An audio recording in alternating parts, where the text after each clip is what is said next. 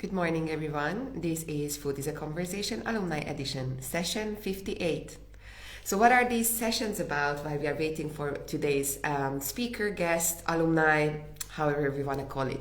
So, we host these sessions twice a week in order to introduce you our ecosystem members who attended any of the educational programs organized by the Future Food Institute so far. Let that be the Food Innovation Master Program I myself attended in 2018. Here is the spoiler. I also spoke on these sessions in December, so check out on IGTV or on our YouTube channel. Casual conversations where you can hear the story of our food and climate shapers. How did they end up on the educational program? What were their main takeaways? And what are they busy with acting towards a more sustainable food future? Hi, Ruba. Hi, good morning. How are you? I'm good. How are you? Very nice to see you. Very good. I quickly finished the intro, the housekeeping, and then we can go on with the questions. So, as I said, it will be an around 30-minute conversation. Don't worry if you cannot stay with us the entire time because it will be posted on IGTV and also on our YouTube channel, along with the other 57 conversations we had so far. So if you don't know what to do over the weekend and you're still in lockdown and you are bored of Netflix and don't even know what to watch there, I can highly recommend to listen to these stories, especially because they are coming from all over the world. So you will learn about different cultures, different food system problems, and most importantly, we always talk about how do we imagine our food future. So now I think it's enough about me. So let me hand over to today's guest.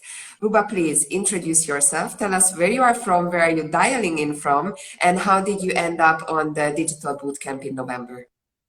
Okay. Hello. My name is Ruba Hajj. I am from Lebanon originally, and currently I'm dialing in from Brussels. I've been here for a year and a half, and my background is in food technology, food science, and management. And the reason why I joined the bootcamp is that I've been following the Future Food Institute for a while on social media. I know what they do, their work. I've been always interested to join. And recently I found myself able to take part, and I was very interested to join in on the experience. And especially because it was done digitally, so we could do it from our homes, especially with the restrictions and everything. So it was the perfect timing to take part. And it was a very, very helpful and enriching experience for me. So, Super. So tell me, what were your best moments or activities in the bootcamp, and what were your main takeaways? What can you still apply in your day-to-day life, or what put you into a different direction, maybe? yeah. There were lots of things that were very interesting within the bootcamp, whether it was on a personal level with the people that I met or technically.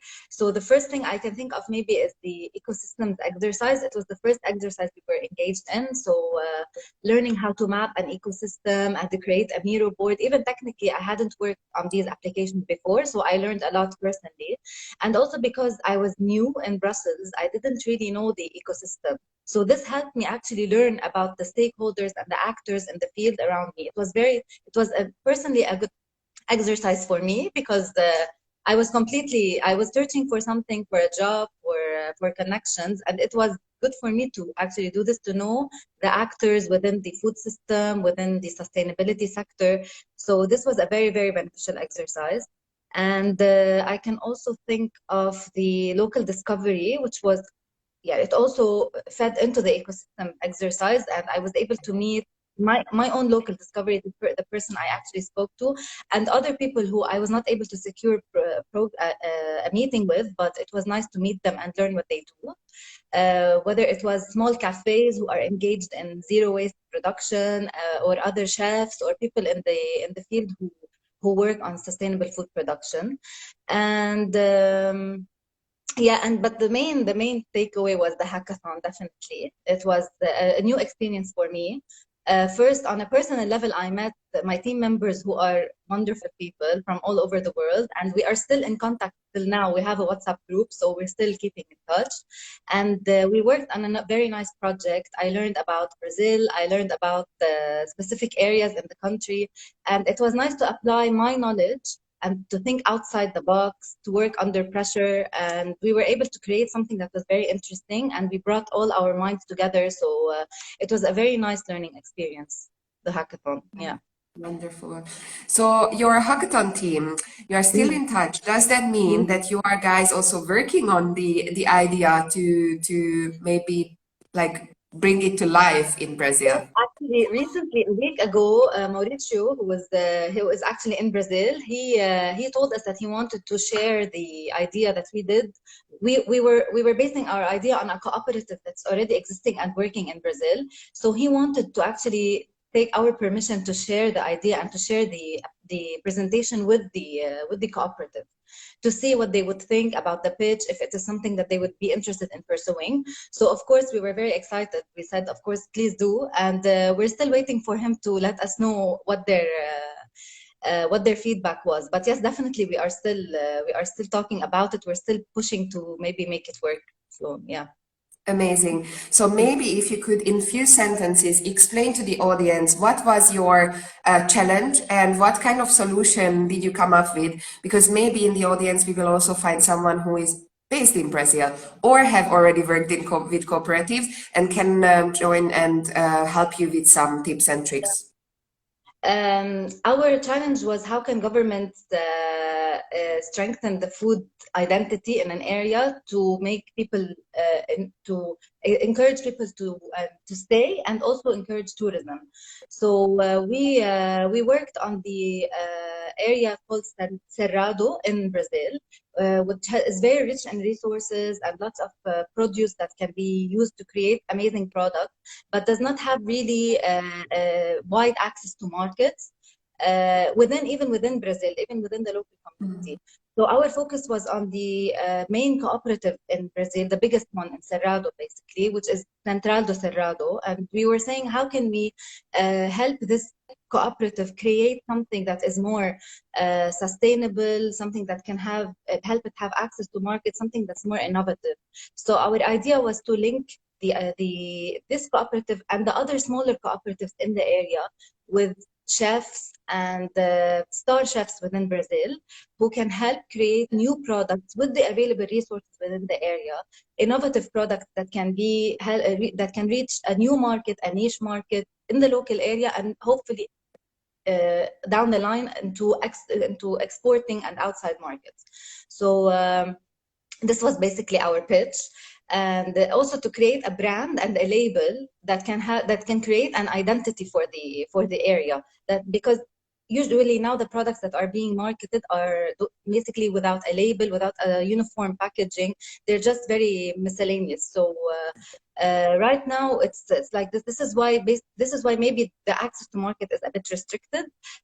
So we thought that if we had a brand, an identity, something that represents the area and the local community, it would be easier to export and reach new markets. Oh yeah, definitely. Thank you so much for sharing. So you have been already working in the food value chain in different sectors or different stages. Do you want to share with us some experiences, what you had in the food security project in Lebanon or with the Mercy crop company? Yeah, actually my focus was basically on the humanitarian part. So I used to work with Mercy Corps, which is an international NGO. It's a humanitarian organization. So my work was focused on delivering and helping grassroots organizations and community-based organizations deliver food security emergency projects to refugees. So this was this was the focus of my work. At the beginning, it was basically just distribution of food, distribution of grains, distribution of agricultural inputs for people to restore their food security. But down the line, we thought that the projects needed to change with the change in the crisis, with the change in the funding. It needed to change into something that is more sustainable. So we needed to empower these individuals to help them be more self-sustainable and food secure on their own, because at the end the funding will finish, it will be cut off. We never know when we wouldn't be able to help them anymore. So our projects at the end were focused on helping and empowering them to take charge and be more self-sustainable. So I can give you an example. We were working with a group it was a grassroots organization in a rural area who were working basically with women on a cash for work project. So they were giving them a monthly stipend in exchange for producing foods like preserving jams, dried foods, and then these foods were distributed to the community who were also suffering from food insecurity. So we encouraged these women, and we tried to introduce through the grassroots organizations the concept of creating a cooperative within the area.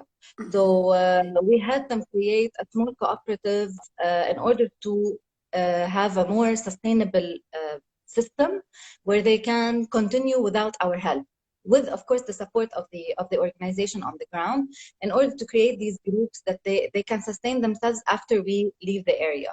So and this was replicated in other areas also, with different types of projects like livestock, dairy production, different small projects where we tried to introduce this idea into a community that had been suffering from war and conflict, and they were not able to secure their food or restore their livelihoods. So this was my experience with Mercy Corps. At the end, it was focused on livelihoods. At the beginning, it was focused on emergency and food security. Yeah, that's amazing. And the cooperative models, I am also part of a project based on the same principle, and I do see a lot of potential in it. I would like to ask, what was your experience? Because I do believe that in certain cultures, cooperation is not aligned with their beliefs, or they are actually afraid. So looking at Hungary, where I'm coming from, we have a saying, what would be directly translated, the horse what everyone uses is not well maintained. And so therefore, creating cooperatives with historical experiences, what were not necessarily positive for the smallholder farmers, it is very difficult to convince them to collaborate and work together. So what was your experience while you were introducing this model? Yeah, it was definitely a challenge, because you're introducing this new concept to people. You're asking them to more or less trust each other and work together, share profit and share resources. So it was difficult, but needed a lot of conversation. And basically, we were sometimes even working remotely with them. So we had to communicate with the grassroots organization on the ground to help to convince them at the beginning the cooperative model. So then it was difficult, but we found a lot of response, because these people, they are used to they are a rural community. They are used to working together. They are used to sharing resources, to trading, to being, but at the same time, they had never taken charge of their production. It was always subsidized. It was always government supported. So it wasn't easy for them to take charge.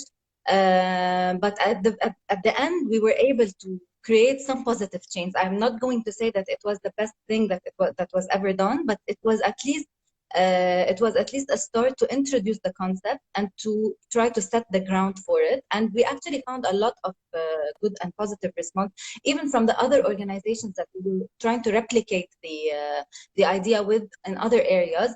They were very motivated to try something new and try to empower the people on the ground, because it was really the time for them to take things into their hands and try to produce and own something themselves. So it all starts with the idea, basically, and then things move forward on their own, I think. Exactly. And I think you also mentioned something very important, what we discussed in a previous session a few weeks ago from Zambia, with an example from Zambia, that there are these projects, supports to give livelihood to certain communities. However, when the support is over, then exactly what you said, we need to find a solution what maintains their livelihood even after they get these subsidies or any kind of financial support. And I think a lot of cases, policy making is actually forgetting this. So how do we graduate? How do we make sure that there is a step ahead? What is the forward-looking path of these initiatives and support systems? I think this is what we have to work towards, have resilient food systems. Yeah, definitely. What was important for us also is that we were had access to the people on the ground. We were able to know what they wanted, what they were thinking. They were saying, "Stop giving us food baskets. Stop giving us food. Just stop giving us things for just for direct consumption. We want to do something. We want to. We've been farmers all our lives. Okay, we lost our resources now, but now we need something so that we can restore our previous status. We don't want direct help anymore. So." Yeah, this is something that all organizations need to be thinking about right now. And I think they are. Things are really changing and moving in a different direction. Yeah. Definitely. I also see some potential. So you also worked for UNIDO. I don't know if now this was also related to these same initiatives or it was something else, but would you like to explain us what food system issues you worked on with UNIDO Yeah. as well? Yeah, with UNIDO, it was a bit different. It wasn't related directly to refugees. It was working on the agro-food industry in Lebanon and supporting two value chains, which are the dairy value chain and the honey production, the apiculture, beekeeping value chain. So it was mainly focused on small farmers and SMEs, small and medium enterprises. With respect to the dairy sector is a very large sector in Lebanon. There's a lot of farms, dairy farms, and large and small dairy producers. But the problem is that the production was very traditional and very uniform across all the factories, all the producers. So there was nothing that was really sticking out in the market, and it was becoming very saturated. So the main need was for innovation within the sector. And this is what we were working on. We were adopting a very similar idea to what I mentioned during the hackathon. We worked with chefs in Lebanon who had different backgrounds, people who were working in gourmet restaurants, people who were chocolate producers, were pastry producers, and they had the profession. They had restaurants, and they were very well known in the area. So we tried to link them. We did a mapping of the farmers and tried to see who were open to creating new products. And we tried to link them with these chefs and produce with them new products, dairy products that can be differentiated from what they are already producing. And on others, we worked with marketing experts to update their labels, update their packaging, because it was very, very old, traditional. They were doing like what they used to do from like 50 or 60 years ago. So we tried to keep their identity, but do something that was more new and that could be more appealing to consumers on the market, and maybe help them reach new markets within Lebanon and outside Lebanon, because dairy producers in Lebanon really suffer from export. They're not able to export their products due to many, many reasons. So this was our ultimate goal on the long run. It wasn't something easy to achieve in the near future. And with the apiculture, it's a very far-fetched production in Lebanon. It's all over the place. Usually it's something done on a very local level, very small farmers, people who own a couple of hives in their backyard, or other big producers they were like specific producers. They are all well known on the market, and they are the ones who basically control the supermarkets and everything. So we wanted to work with both. With the big ones, we wanted to create maybe a new product, a new type of market to reach maybe hotels or to expand. And with the smaller farmers, we wanted to work on specific things like technique, equipment, because they were really suffering from these things. And there are lots of cooperatives, beekeeping cooperatives in Lebanon that were completely forgotten, and they didn't really have the resources to work. So this is what we started. I was involved in the setting up of the project and doing the assessment, but unfortunately I wasn't able to see it through because I had to leave the country. But I know that it was a very big success, and there were other people who continued working on it, but we laid the ground for the beginning. We did the assessment, we spoke to the producers, we laid down the whole map, and yeah, it was a very interesting project to work on, really. Yeah. And It I think sounds really innovation interesting. is really needed right now with everything that's going on, especially in developing countries. It's very important to introduce the idea of innovation for producers.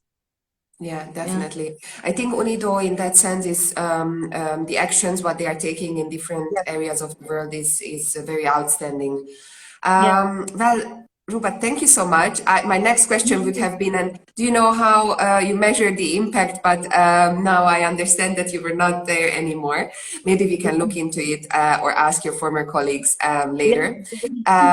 So I have a final question, what I ask from everyone before we end the conversation, and that's how is your preferred food future look like? And you can also disregard all of the barriers we have right now. So it's up to you. It can be something very utopistic, but it can be also realistic. Yeah, I had a lot to think about this question because there are so many answers to think about. But basically, for me, I think it's the fair access to resources and markets for farmers all over the world, especially in developing countries, and supporting communities to become more unified. I would love to see more cooperative models in the future, whether in developing countries or in developed countries, because I think that everything starts within the community. And if the community stands together with one goal, with a specific value, whether it's sustainability, whether it's zero waste, whether it's climate protection, everything starts within the community. So if policies, and I know this starts on the government level, but even at the community level, people can get together and try to create an influence. So this is what I think the future food should be, because it's right now it's very saturated, it's very limited, and I think it could be more open and people could have fair access to things, to markets, to resources better if the community actually works together. So yeah. This is what I was think able to that come. sounds good. Yes, so let's have the right governance on both community and rather governmental levels to support the future what you imagine. Yeah. Ruba, thank you so much for sharing your experiences with us. For the audience, if you joined us a bit later, don't worry, because the conversation will be posted on our IGTV and YouTube channel, so you will be able to watch it later when you have a bit of free time. And please stay tuned, because the next conversation is next Tuesday, 6:30 p.m. Central European Time. And for now, I wish everyone a wonderful day. Thank you. Thank you, Julia. Bye. Thank you for having me. Have a nice day. Thank you. Bye.